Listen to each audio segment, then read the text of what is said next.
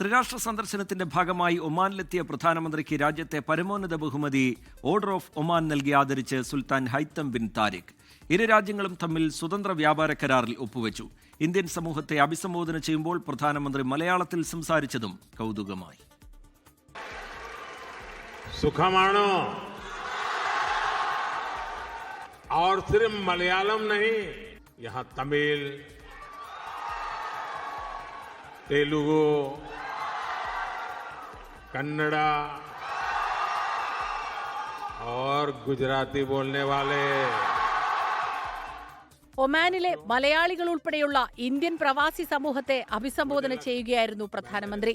സീബിലെ അൽബറക്ക കൊട്ടാരത്തിലാണ് പ്രധാനമന്ത്രിക്ക് സ്വീകരണമൊരുക്കിയത്.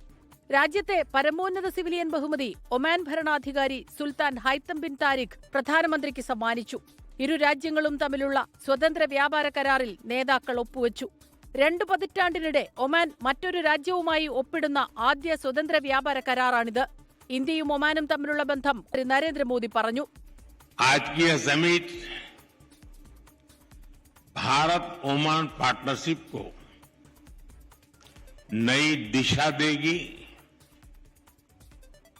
नई गति देगी और नई बुलंदियों तक पहुंचने में मदद करेगी.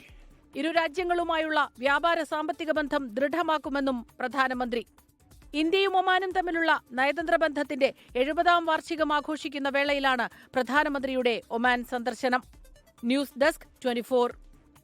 ലോകത്തെവിടെയായാലും ഏത് സമയത്തും 24 വാർത്തകളും ഓഗ്മെന്റഡ് റിയാലിറ്റി പാക്കേജുകളും എക്സ്പ്ലെയിനറുകളും വിശദമായി കാണാൻ ഞങ്ങളുടെ യൂട്യൂബ് ചാനൽ നിങ്ങൾക്ക് സബ്സ്ക്രൈബ് ചെയ്യാം.